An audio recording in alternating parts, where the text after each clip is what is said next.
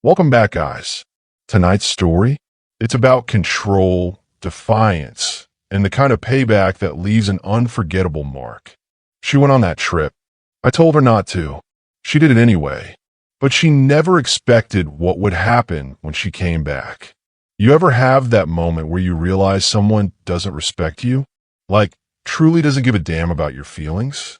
For me, that moment came when my wife packed her bags for a 3-day cruise with her colleagues to Hawaii, after I told her flat out that I didn't want her to go. I didn't ask for much. I wasn't the kind of husband who controlled her every move. But something about this trip didn't sit right with me. Maybe it was the way she started acting weird about it. The way she downplayed it like it wasn't a big deal. Like my feelings were just irrelevant. Oh, come on, it's just work, people. Stop being so dramatic. Asterisk dramatic? No, I was being aware. There were certain men on that trip, men I knew had been waiting for an opportunity to cross a line. I wasn't paranoid. I was right. And I could see it in her eyes when she dismissed me so easily. She wasn't just ignoring my feelings. She liked that she was doing something I didn't want her to do. So she left. She kissed me goodbye like everything was fine. Hopped in that Uber. Sailed away for 3 days of fun, drinks, and God knows what else. And me? I didn't call. Didn't text. I just started thinking. See, there are moments in a man's life where he realizes he can either be the fool or he can be the one holding the cards. And right then, I decided when she came back, the man she left behind, he wouldn't be the one waiting for her. I had 3 days. 3 days to change everything. They say silence is a powerful thing. And for 3 days, I gave her nothing but that. No texts, no calls. Just nothing. And I know my wife. That silence, it had to be eating at her. Because for the first time in our marriage, I wasn't chasing. I wasn't begging for reassurance. I wasn't reacting at all. I was preparing. See, while she was off sipping cocktails, dancing under the stars, and pretending to be one of the guys, I was making some adjustments. First, I cleaned up. Not just the house, me. I hit the gym harder than I ever had. Got my hair cut, updated my wardrobe, because when she walked through that door, the man waiting for her wasn't going to be the one she left behind. Then I made sure she felt the shift. I started posting. Not mopey, passive-aggressive posts. No, that's what insecure men do. I let her see exactly what she was missing. A cryptic gym selfie here. A photo with a few friends out looking damn good. I shot an old friend who just so happened to be a very attractive woman, laughing at something I said. Oh yeah, I made sure she saw it. And I knew she did, because halfway through her trip, she broke her own little rule. She texted me first. Hey babe, hope you're having a good weekend, miss you. Miss me? Now she missed me. I left her on read. By the time she walked through that door on Sunday evening, suitcase in hand, she looked different.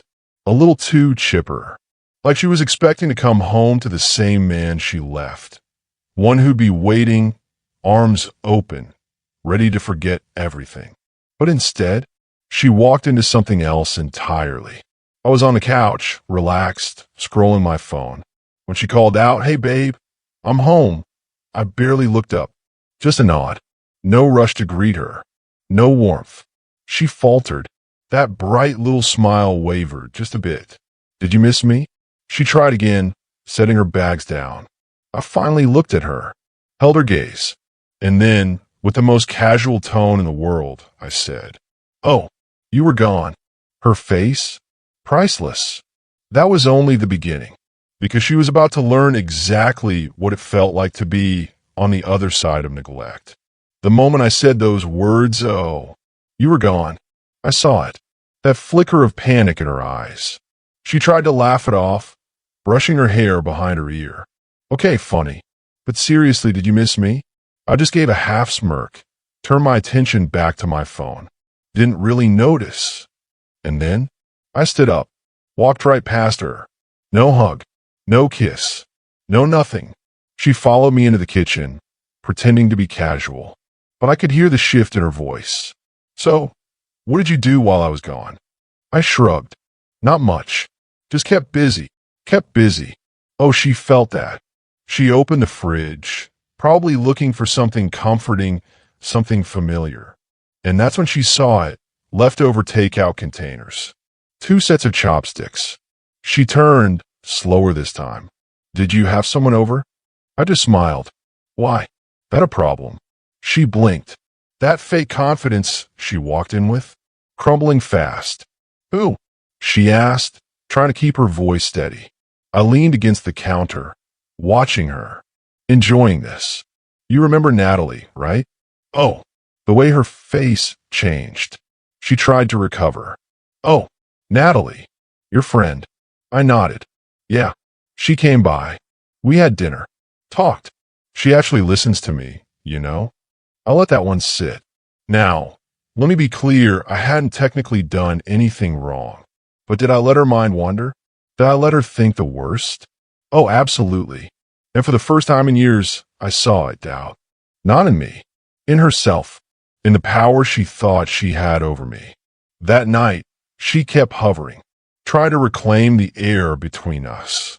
She sat closer than usual, touched my arm, laughed too hard at things that weren't funny, and I let her. But when she leaned in for a kiss, I pulled back, just enough for her to feel it. Tired, I muttered, standing up. Long weekend, and I walked away, left her sitting there, confused, anxious, wanting. The best part? This was just a warm-up, because the next move? That was when she'd really feel the consequences of ignoring me. It was the little things that drove her crazy first. I wasn't cold. I wasn't distant. I was just different. Indifferent. She'd reach for my hand while we watched TV, and I'd casually stretch instead. She'd try to snuggle up at night, and I'd shift away, just slightly, but enough for her to feel it. And when she asked if I wanted to go out for dinner, nah, got plans. With who? She didn't know, and I didn't tell her. At first, she tried to act like it was nothing. But by day 2, I could see it, the shift. The same woman who left for that cruise with a smirk, acting like I was lucky to have her. Now she was checking my phone when she thought I wasn't looking, lingering in doorways, asking questions she never used to ask. By day 3, she broke. It was late.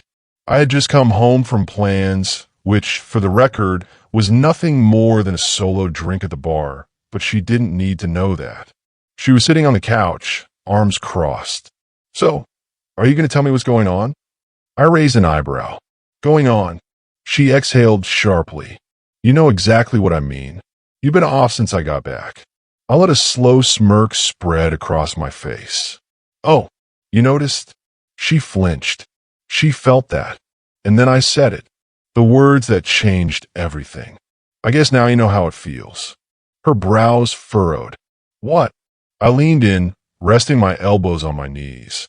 When you left for that cruise, you made it clear my feelings didn't matter. You dismissed me like I was some insecure, needy husband instead of the man who's always had your back. And that, I let my voice drop lower. That stung. She opened her mouth, but I held up a hand. So, I decided if my feelings don't matter, why should yours? Silence. Heavy, thick, undeniable. For the first time in years, I saw real panic in her eyes. You're being ridiculous, she tried, her voice weaker now. You're punishing me. I laughed. Actually laughed. Punishing? No. I'm just treating you exactly how you treated me.